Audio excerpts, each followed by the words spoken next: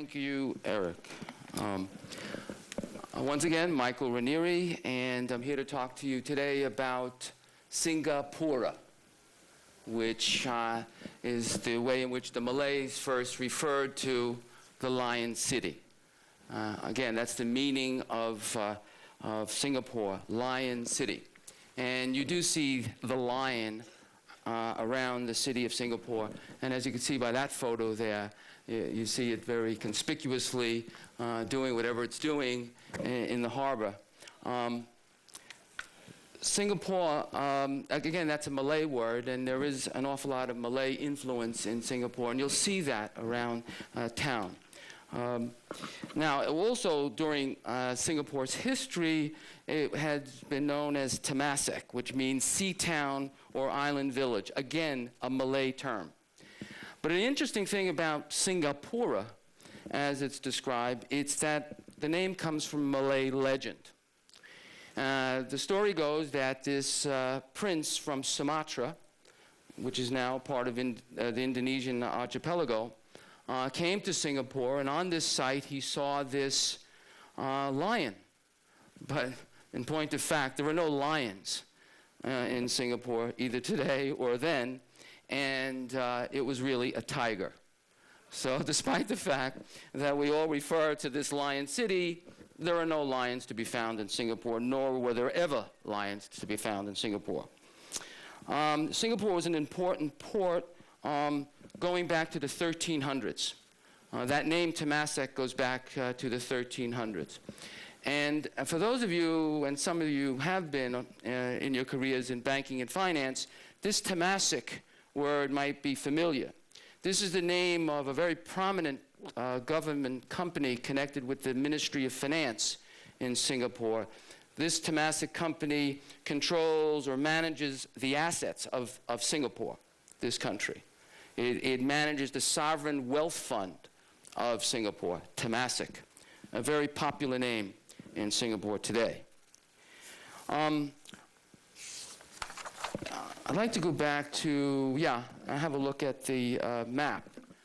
One thing that is very evident, Singapore lies at the very tip of the Malaysian peninsula. And it was a very convenient trade route either from Europe or from that part of the world to Europe.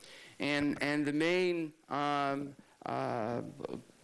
source of interest on the part of the Europeans, tin and rubber from Malaysia and Indonesia. So in any case, this location of Singapore, this deep water harbor, has been a significant trading post going back, like I said, to the 1300s. All right, if I may, we'll go to the overview, as I normally like to start off these lectures. Singapore is a city-state. It's a city-state. There's no capital of Singapore. There's no suburban city of Singapore to speak of. There's no hinterland. There's no bush. Singapore is Singapore. Population of about 5.4 million, 269 square miles, about the size of Chicago. 77% Chinese, and this is very evident, again, as you travel about the city. 14% Malay, and 8% Indian. So when we talk about language in Singapore, it's all of the above. The national language, it's really national languages of Singapore: English, Malay, Indian, and Chinese. So you do hear a lot of Chinese being spoken in Singapore. And unlike, though, in Thailand, where we just came from, where everybody would greet you as Suwadi, and we went over that in the last lecture, and they give you a little Y. None of that in Singapore. The Singaporeans, if you will, are a little bit more conservative. Some people would say uptight. Friendly enough, for sure, but nowhere near like the Thais. But very nice people and could be very friendly. Very high literacy rate in Singapore. English is widely spoken. And the per capita income is very high as well. And I think that's pretty evident, again, as you walk about the city. It's been a beacon of modernization, and I must say development as well. When I say modernization, and it's very evident, especially when you come in to Singapore at the airport, it's bright, it has carpeting on the floor, you move through quickly. When it comes to infrastructure, of course it's a small city-state, but infrastructure is superb in Singapore. Things work in Singapore. Things work. It's a well-ordered society, Singapore. Very stable. And they emphasize hard work and shared values. Now, Lee Kuan Yew, who just was released from the hospital, the prime minister of some 30 years in Singapore, would say shared Asian values. Some people would take exception to that, but that's how he would like to project Singaporeans with their, again, emphasis on hard work and shared Asian values, respect for authority and hard work. Now Singapore is connected to Malaysia by a causeway, which takes you to what is called Johor Bahru.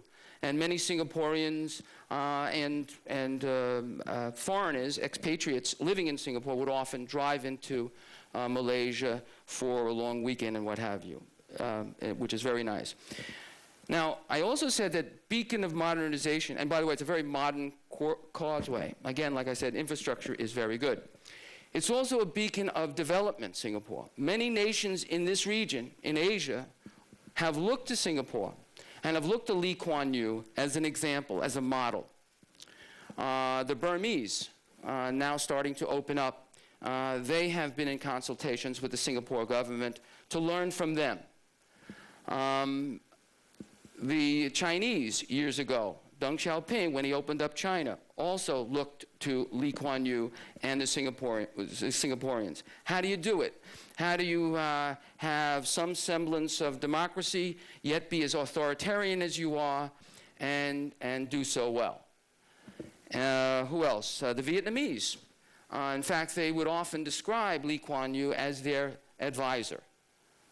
Lee Kuan Yew, once again, I'll get into a little bit of his background a while later. He's 89 years old today, but still very well respected, not in government. He's considered a senior advisor to the government here or in Singapore, but again, someone that governments and leaders in the region look to for advice. Singapore is a parliamentary democracy known for strict controls. You just heard Eric, what we might go through when we go through customs. Intolerance of dissent. It's often joked that if you want to protest in Singapore, go on Facebook. I mean, you find very few protests of any kind, demonstrations. However, there was one recently. You may have seen it on CNN while we've been cruising. There was some 4,000 or so taking part in what is called a mass rally, 4,000 people, and they were complaining about the immigration policy of Singapore today. Singapore is very, very much worried, as a lot of Asian countries are worried, about their aging population. So they would like to be more progressive, more liberal, and accepting immigrants. But according to a recent white paper, in another 20 years or so, half the population might be comprised of immigrants. So the locals now are saying, this may not be the kind of Singapore we want to live in. Maybe we will be too liberal in our immigration law. Please rethink this policy that you want to implement. So again, a very unusual situation in which the Singaporeans would protest in that way. They are intolerant of dissent, again, like I said. You may recall some years ago, it was during the Clinton administration back in the States, that there was this caning. Remember that? This young boy who was attending the international school was I guess he received a misdemeanor, but he was caught vandalizing cars. He was taking his key and, running it along cars, and he was caught, and he was caned. And Clinton tried to get them to reduce the number of strokes that he was to receive. So they are strict in Singapore.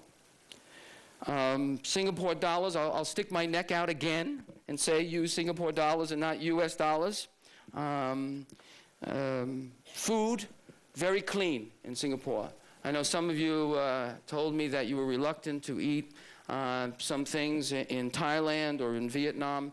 You should have no such concerns in Singapore. No matter where you might eat, no matter how small a little place might be. Again, Singapore is very strict about safety and cleanliness and sanitary conditions, so you should not have a problem. And food is very good in Singapore. Because of this mixture of Malays and Indians and Chinese, you have some of the best food in the world, I think. Satays, nasi goreng, the Indonesian dish, you name it. It's very good and relatively inexpensive here for food.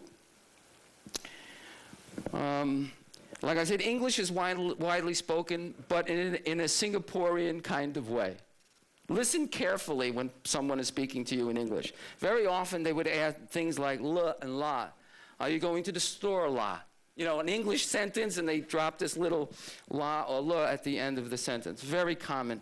And many of us who have spent time here will often laugh about this way of speaking English. Very lush, very green here in Singapore. And again, you'll see this. It's not Bangkok. Right? It's sometimes called the Garden City because of the way it looks. Virtually no corruption in Singapore, unlike some of the other places we visited. And that's a testament to, I think, the way in which Lee Kuan Yew and the efforts that he has made to wipe out corruption right from the beginning. And it's a function of salaries among government officials. I mean, for people like us who lived in Hong Kong, we were always comparing and contrasting how government employees would be paid. Some of the highest salaries are paid to government employees in Singapore. Whether it's the finance ministry, whether it's the commerce department, they receive very high salaries. In fact, their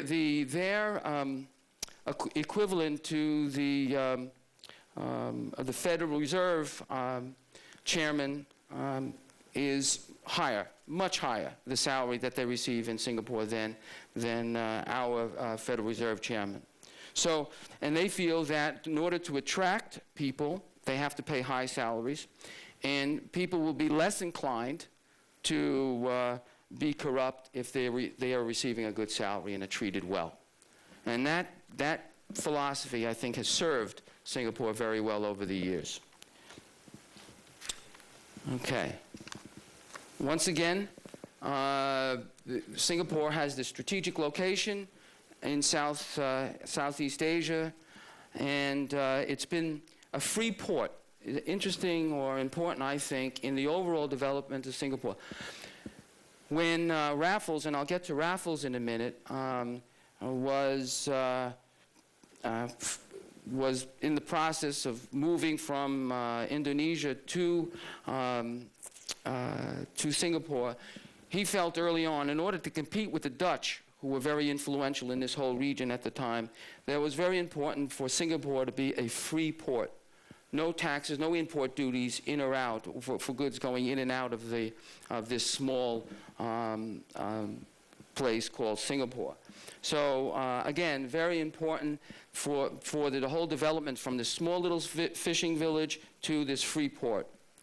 Key trade route, I mentioned this already, natural deep water harbor, and a good place for the processing, if you will, of rubber and tin from Malaya rubber, principally, rubber and tin, and spices from Indonesia, going through this port, this free port of Singapore.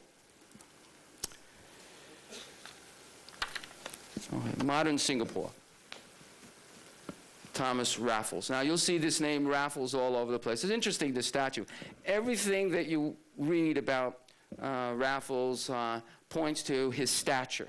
Apparently, he was a very short man.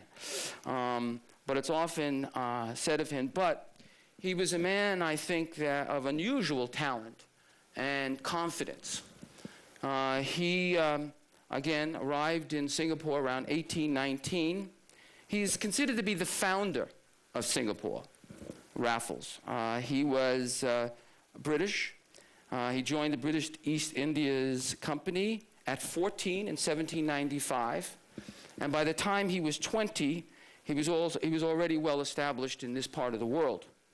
He was a speaker of Malay. He studied Malay. He studied its Malaysian history, culture, and in my mind, very well suited to take on this position at the British East Indies Company. He was originally sent to Java, as I said, in Indonesia, to occupy the Dutch colonial possessions, which at the time it started coming under British influence and control because of, and so he then introduced a number of reforms that took hold. A very fascinating character. His idea was that the British really needed to have a base, a naval base in Singapore because of the important trade route there, and eventually that was established. And the British eventually was able to convince the Sultan of Malaysia that they could take good care of this area. You don't really want Singapore. There are too many Chinese settlers there. There's a lot of malaria. There's cholera. So if you British want it, take it. Again, sort of the attitude that occurred when the Chinese ceded Hong Kong to the British. Same thing going on in this part of the world with the Sultan of Malaysia virtually giving up Singapore to the British. And the way the British organized the area was to lump Singapore with Penang and Malacca, which is further north of Singapore on the Malaysian peninsula, into what is called the Strait Settlements. About this time, there you go, Malacca and would be just around where Penang is. Well, sorry, south of KL, and Penang is north. So Singapore, like I said, Malacca and Penang were grouped into this federation. And at first, this federation would be reporting to India, because India at that time was a colony of Britain, so that this federation or colony or grouping of three cities would report into India. Things started taking off for not only Singapore and the Strait Settlement cities, but for the whole region when the Suez Canal was opened in 1869. This allowed goods to travel to Europe cheaply and more quickly, and allowed goods to flow from Europe through the canal, again, more cheaply and quickly. So this region started to take off. And you had more Malays coming to Singapore, more Chinese, and eventually more Indians as well, settling in Singapore. This word that we sometimes hear, coolies, to refer to Chinese laborers, this derived from Singapore, or from this type of labor in Singapore. Coolie has to do with working hard or struggling. It's a Chinese word. And again, the Europeans picked up on it and started to describe these people as coolies. Coolie is actually an adjective to describe how a person works, how difficult it is for a laborer to work. At first, the British government, the colonial government, pretty ineffectual, didn't interfere much in what was going on in Singapore, or in fact, Penang and Malacca as well. But over time, they began to realize, wow, how important it is, this region, so they built up their presence there. And over time, with more stability, Singapore grew, the population grew. But the next major event was this Japanese occupation. And much like what happened in Hong Kong again, the Japanese destroyed bridges. They were quite brutal. There was a lot of looting that took place, high food prices after the Japanese surrendered. But in any case, it was a difficult time for those people that were in Singapore. And a very interesting story about this. Remember I said that Raffles and his successors thought it would benefit the British to have this naval base in Singapore. And they did build one. The interesting thing here is that at the time the Japanese were thought to invade Singapore, everyone thought at the time that they would invade Singapore by sea, hence the importance of this naval base. Sure enough, the Japanese came through the jungles of Malaysia down into Singapore and avoided an attack on the naval base. And they quickly overran Singapore at the time. And a very common occurrence after Japanese surrendered, people in Singapore who thought that the time might be ripe to get independence from the Great Britain, what happened? The British come back. The British wanted to return Singapore as a colony and the rest of the Straits cities as a colony, and in fact they did. But anti-colonial sentiment was building, as it was building at the time in Vietnam, when the Vietnamese thought that they would get Vietnam back from the French after 1945, and didn't, at least not immediately. The feeling was, what have you done for me lately, Britain? That was the kind of feeling that was in Singapore and other places.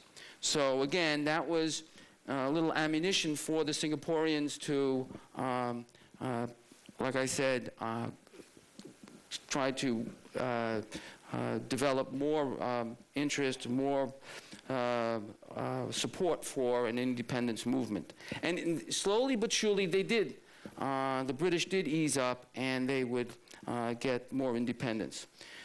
Singapore became a crown colony in 1946. After the Straits Settlements type of federation was dissolved, Singapore became a crown colony on its own. Now, like I said, slowly but surely, Singapore was pushed, and the British gave more and more freedom to the government in Singapore. And by 1959, finally self-rule was granted. Lee Kuan Yew became the prime minister. He was the head of the People's Action Party, which is the party here in Singapore. And they are still very much in control of now independent Singapore. An interesting thing here is that when Singapore became totally independent, it wasn't without a lot of anguish, and it wasn't without a lot of conflict and tension with Malaysia. Everyone realized after the war, and as Singapore was growing in importance, that could it really exist as an independent, tiny state? And even Lee Kuan Yew, who eventually became the prime minister, thought they couldn't exist without Malaysia. The problem was, after 1949, everybody was concerned about the Chinese, the communist China. That became, of course, in 1949, we had China becoming communist. And the feeling was that communist communities in Singapore, Indonesia, and around the region will take to this, and there'll be more communism, they would support communism and eventually overrun these countries. Now, Indonesia, the situation was a little more difficult, and they thought that the threat of communists taking over Indonesia was more real or more likely. Singapore, a little bit, how would I put it? They were a lot less influential. They're the communist movement, but no less a concern by the Malays. In any case, Lee Kuan Yew was able to keep them under wraps, keep communists, even within the PAP, under control, but not without Malaysia's concern, and Malaysia eventually expelled Singapore from being part of Malaysia. Which is why, in fact, the story goes that when Lee Kuan Yew heard that, in fact, the Malaysians were about to expel Singapore, he broke down sobbing. Because, again, he didn't think that it was possible for Singapore to go it alone. Now, this was in 1965. So from 1965 to today, Singapore is not part of Malaysia. It's not part of the Straits Settlements. It's independent. It's not a crown colony. It's independent. And like I said, it's a parliamentary democracy. Okay. Republic of Singapore to this day, or from 1965 to the present. Lee and his successors have been very much in control. By the way, Lee is a Cambridge-educated lawyer, very authoritarian, but anti-communist, and as is the PAP, this People's Action Party. In Singapore, they believe in shaping the economy. Whether it's in banking circles or the greater economy as a whole, Singapore the government is very much in control. It's the Switzerland of Asia, if you will. It's a safe haven for money, for assets. It's a safe haven, especially for the wealth of Indonesia, for Malaysia, for the Philippines, even for some Hong Kong Chinese. Meaning that because of concerns back in their home countries, wealthy individuals prefer to have their money in Singapore rather than back home. Singaporeans pride themselves in confidentiality type of laws. They're very strict. Even federal regulators, U.S. regulators, when they try to go to Singapore, the Singaporeans make it very difficult.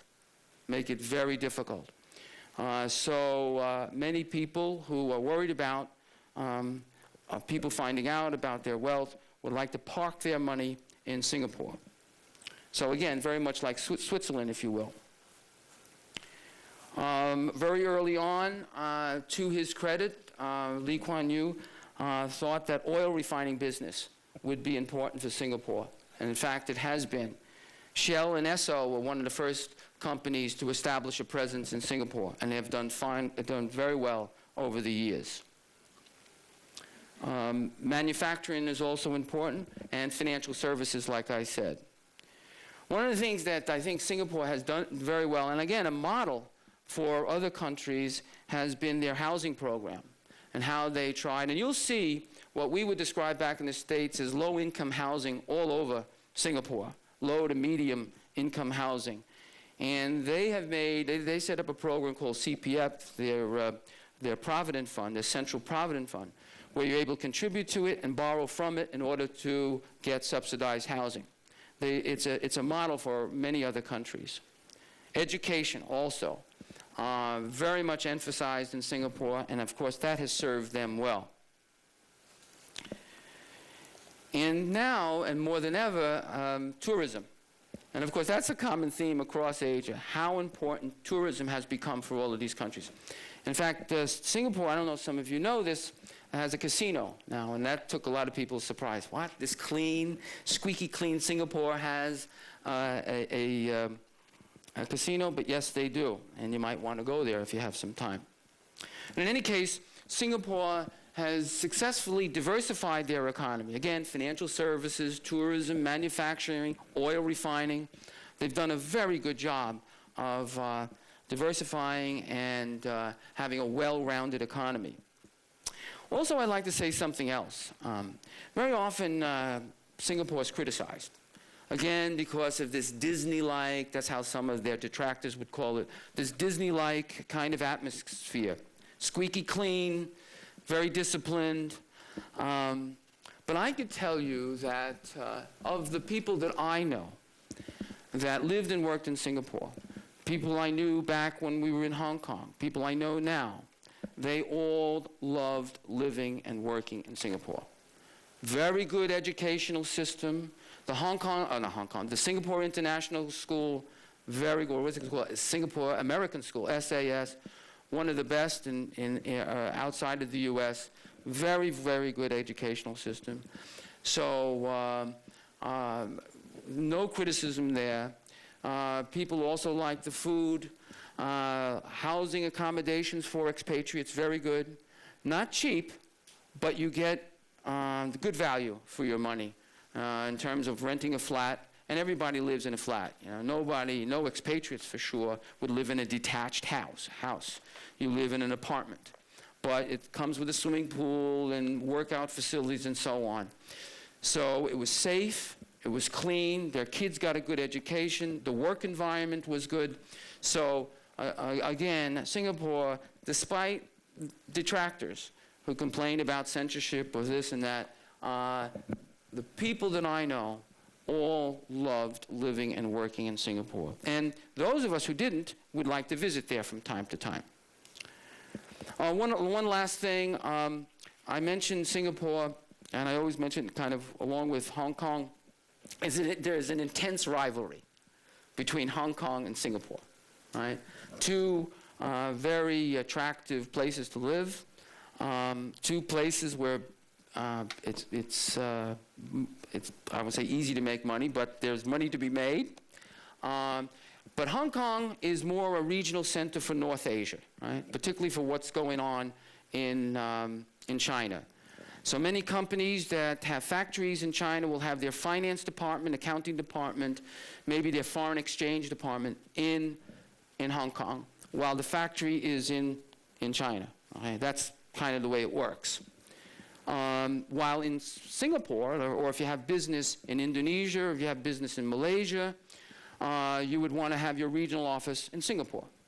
So again, you would have finance, accounting, bookkeeping, maybe foreign exchange housed there in Singapore, where it's easier to get money in and out than, let's say, Indonesia or Malaysia.